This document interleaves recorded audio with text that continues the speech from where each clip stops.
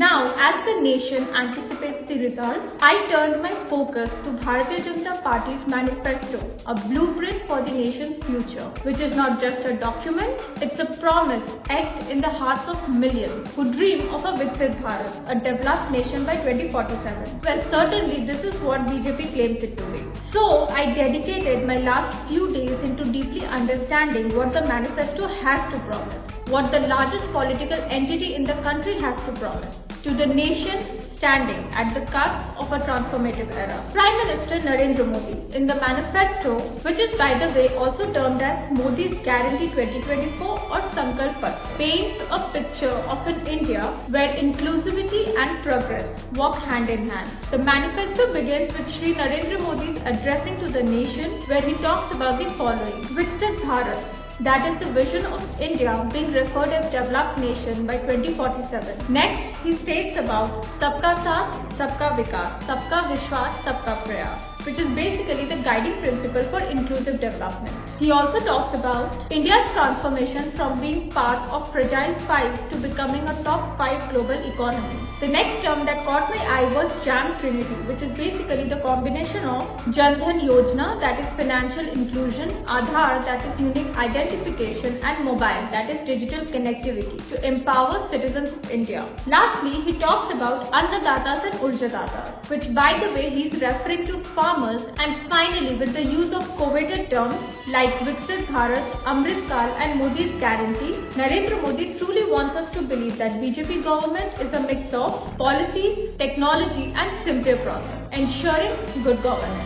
As the narrative unfolds, Nadda speaks of Antodaya and Modi's guarantee for all sectors and 140 CR citizens, while Singh reflects on India's revival from a decade of mismanagement to a period of rejuvenation. This is the story of reform, perform and transform, the mantra that BJP swears by. Certainly, Prime Minister Narendra Modi has often been seen heavily criticizing the caste-based divide and rule agenda acting as vote bank for politicians. Instead, he personally believes the importance of 4 key castes. इस चुनाव में देश को जातियों में बांटने की बहुत कोशिशें हुई, लेकिन मैं लगातार कह रहा था कि मेरे लिए देश में 4 जातियां ही सबसे बड़ी जातियां हैं।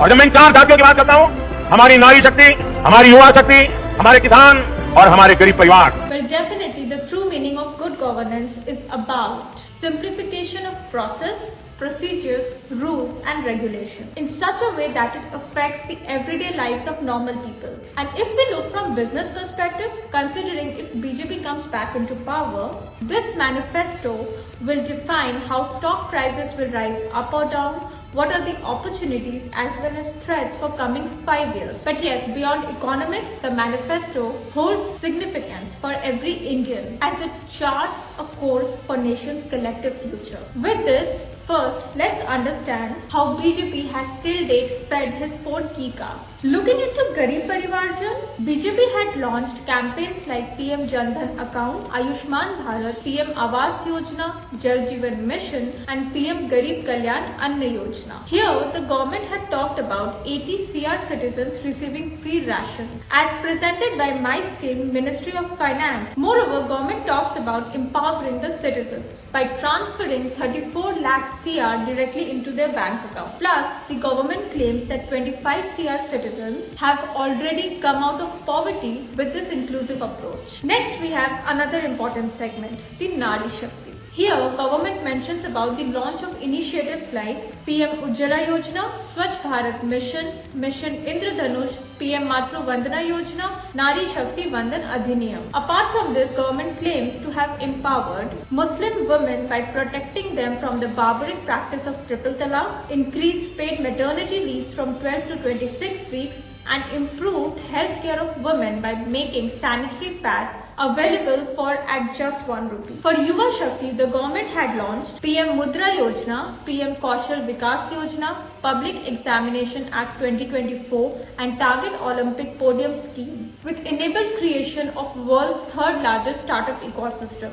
along with the openings of several IITs, triple ITs, IIMs, AIMS, medical colleges and universities. And finally, for Kisan SAMMAN, the government has launched PM Fasal Bima Yojana, MSP, subsidies with 5x increase in agriculture budget from 2013 to 2024, and PM Kissan, where government claims 11 crore farmers are receiving 6,000 rupees annually. The financial benefit is actually distributed to the farmers in 3 equal installments: April to July, first; August to November, second; and December to March, third installment. Well, and these are the high prolific numbers that BJP claims in their manifesto with utmost pride, calling the 10 years of good governance as a period of revival. Now let's see what BJP has in their bucket for their key cast for next 5 years if they continue to serve the nation. Also, the section 10 years of good governance talks about other sectors, but discussing all would have just lengthened the video way too much. So if you want to understand BJP's perspective back then and now, you can definitely go through the manifesto Modi Ki Guarantee that I have attached in the description. Taking the 4 key casts one by one, first let's start with the add-ons for Parivarjan. This time Modi Ki Guarantee stresses almost equally on 2 subclasses of Parivarjan, that is Gareeb Parivarjan and middle class Parivarjan. Like for Gareeb Parivarjan, the government promises to continue services such as PM Gareeb Kalyan Anna Yojana, Ayushman Bharat and PM Ujjwala Yojana. There has also been expanding efforts in the initiatives like to protect Gareeb Ki Thali, where earlier they had established a price stabilization fund for vegetables and pulses. But now they wish to expand their efforts. Certainly, let's break it down. Imagine you're cooking a simple meal at home. Your meal consists of rice, lentils and some vegetables. Now let's relate this to the concept of Gareeb Ki Thali. The government had set up a special fund, calling it the Price Stabilization Fund, to help control the prices of vegetables and lentils. This fund was more like a safety net. For example, when the prices of these essential food items went up too much, the government would step in and use the funds to stabilize the prices. This way, people could still afford to buy it, even during price fluctuations. Now the government wants to do more than just stabilizing the prices. Instead of relying solely on the stabilization fund, they aim to become Atmanirbhar, that is self-reliant, in producing these essential food items. For example, the government plans to encourage farmers to grow more lentils within the country, promote domestic production of edible oils, shift focus on supporting local vegetable farming, ensuring a steady supply of fresh and affordable veggies.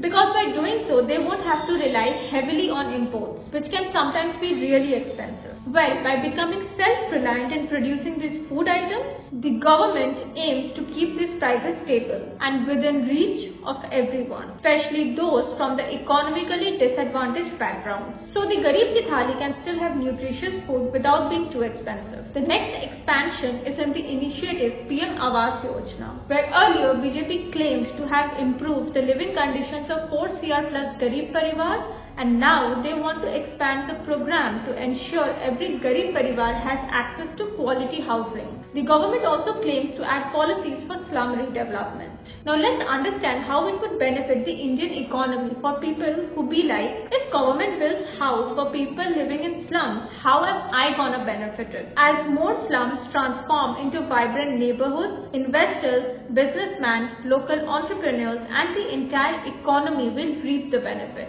Well, according to World Bank data, 49% of India's urban population lived in slums in 2020, down from 55% in 2002. So considering a situation where there is a young entrepreneur, say Ravi, who owns a construction company by the way, and had always been intrigued by the potential hidden within these slums. After seeing an opportunity, he collaborates with architects, urban planners, local leaders and private investors to revamp the area. Having the slums narrow alleys being replaced with wide roads and the shanties making way to multi-story apartment complexes, Ravi's construction company thrives as it supplies steel, cement and other materials, and hence creating the butterfly effect. Small businesses will as well flourish, like kirana stores, tailor shops, street food vendor shops if built in area. The party's slum redevelopment policy would benefit major steel players. With this, there will be modern road networks, enhanced rail and metro connectivity and comprehensive EV charging stations, creating the so-called ripple effect, as also nearby property values will soar. Hence, Hence, investors without any hesitation can buy apartments and whatnot. For better understanding, I have attached related articles in the description. Apart from these, there has also been initiatives like Har Ghar Nal Se Jal scheme and finally PM Surya Ghar Muft Bijli Yojana. Coming to middle class Parivarjan, Prime Minister Narendra Modi addresses them as the backbone of Indian economy. हमारे यहाँ एक बहुत बड़ी आबादी ऐसी है जो जिसने भले ही बेसिक होम अप्लायंस का इस्तेमाल नहीं किया, लेकिन वो अब सीधे इंटरकनेक्टेड स्मार्ट डिवाइस का इस्तेमाल करने वाली है। भारत में युवाओं की एक बहुत बड़ी आबादी ऐसी है जिसने संभवतः कभी बेसिक बाइक भी नहीं चलाई होगी, लेकिन अब वो स्मार्ट इलेक्ट्रिक मोबिलिटी का उपयोग करने जा रहा है। भारत का बढ़ता हुआ new middle class Indian aspirations का पावर हाउस बना हुआ है। संभावनाओं से भरे भारत के स्केल के मार्केट के लिए आपको चिप मेकिंग इकोसिस्टम का निर्माण करना है और मुझे विश्वास जो भी इसमें तेजी से आगे बढ़ेगा उसे फर्स्ट मूवर्स एडवांटेज मिलना तय है। Another important initiative is fulfilling the dream of owning a home by strengthening the RERA Act. Certainly, let's break down the BJP's initiative related to the RERA Act. Enhanced transparency. For example, imagine you're a home buyer looking to invest in a residential project. With RERA, you can access detailed information about the project such as layout, amenities and legal approvals. This transparency helps you make an informed decision. Standardized carpet area calculation. Suppose you are comparing two apartments. Thanks to RERA, you can easily compare their actual usable space, making your decision more straightforward. Promptness in project delivery. As a home buyer, you can confidently expect possession of your dream property within the promised time frame, minimizing uncertainty. Establishing an escrow account. When you invest in a project, you know that the funds are safeguarded and won't be misused elsewhere. Eliminating false advertising. Like builders now can't promise features they can't deliver, protecting buyers from false advertising. The Act benefits with increased credibility, stimulating growth economically. And yes, it reduces litigation, hence minimizing disputes. Other initiatives for middle class Parivarjan includes which would impact investors, businessmen and entrepreneurs on youth scale. The BJP's 2024 manifesto introduces Modi ki guarantee for Nari Shakti, envisioning a Viksit Bharat, where women play an equal role in societal progress. Here are the key points. Under the economic empowerment, we see the government previously empowered 1 crore rural women to become self-sufficient Lakpati Didis. Now they aim to uplift 3 crore more. The government also ensures facilitating participation of women in the workforce by infrastructure development, including working women's hostels and creches near industrial hubs, boosting female workforce participation. Also earlier this year, the country vividly remembers Poonam Pandey's announcement on faking her death addressing cervical cancer. Well, this caught my eye as government specifically mentions on launching a focused initiative to eliminate cervical cancer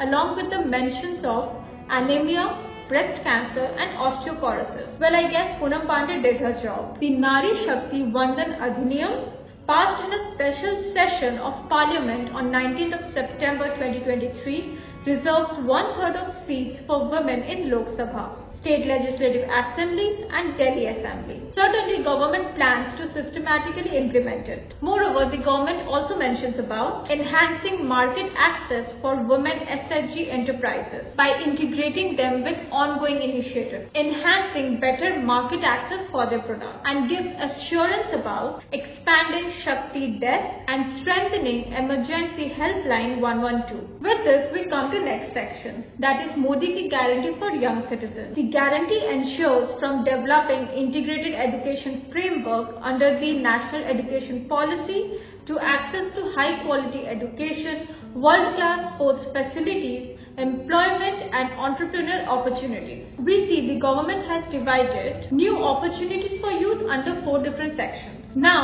with transparent government recruitment, they ensure 2 things. Number 1, law to prevent paper leaks, and number 2, conducting transparent public exams. Next comes Amrit Pidi. Here, Amrit Pidi is referred to as youth generation, where government aims with initiatives like Mera Yuva Bharat to develop leadership skills and a spirit of volunteering by providing equitable access for participation in government initiatives. Certainly, among the various sections related to youth, I recommend discussing the vibrant startup ecosystem because the section holds immense potential for youth, empowerment and economic growth. Well, the section talks about further 4 subsections: expanding the startup ecosystem, expanding fundings for startups, providing mentorship to startups, encouraging startups in government procurement. Well, in true sense, it means encouraging the creation and growth of startups across various sectors. And why it matters? Well, it's because startups drive innovation, creates jobs and contribute to economic development. They disrupt traditional industries and introduce novel solutions to society. Well, long story short, the new opportunities for youth in startup ecosystem will be creating remarkable economic impact in sections like job creation, innovation and economic diversity. Now with this, we come to the last segment of our video, that is how Modi ki guarantee stands for Kisan Samman. Well, this manifesto stresses upon terms like dignity and empowerment of farmers as their topmost priorities, and suddenly under PM Kisan Samman Yojana, they claim to have empowered Kisans with soil health cards, micro irrigation, crop insurance, seed supply and direct financial assistance. There's also been stating about multi-fold increase in MSP. Well, now let's concisely summarize the key points related to agriculture. Number 1. Making agriculture remunerative. Now, I would dwell into the last 2 points because of the significance of millets, their growing popularity and their impact on India's economy, businesses and farmers, which is something to be paid attention at. Millets present a novel opportunity for boosting India's agriculture. Besides, this could actually serve the dual goal of addressing climate change at farm level. Well, why do I say this? Certainly, it's because India today is exporting millets to 139 countries across the globe. Today, India has the potential to lead the world as the key player in the global supply chain of millets and its value-added products. Millet is stated to be a promising alternative to sustainable food and nutrition security. Well, it is opined that millets can help avoid such diseases. To get detailed overview about millets, I have attached the Times of India article in the description. Apart from this, BJP has also mentioned 3 more sections. Ensuring access to robust agri-infrastructure, which includes these 5 initiatives. Next, easy accessibility of agricultural inputs. And lastly, focusing on allied sectors. Now, as the curtains draw to a close on this chapter of India's vibrant democratic saga, we reflect on a period that has been synonymous with just one name: Narendra Modi. He's been like a non-stick pan. Nothing negative sticks to him, earning him the nickname Teflon politician, a leader who stands tall amidst the shifting sands of politics. Now, as the nation has voiced its choice through the ballot, a question lingers in the air. Who will guide the destiny of India for the next 5 years? Certainly, the Congress manifesto, also called the Nyay Patra or Justice Letter, is linked in the description. So let's await the verdict with anticipation and may the best vision for India prevail. Thank you for watching this video of Journey of Reflection. And if you like the video, don't forget to like, share and subscribe for more insights and analysis.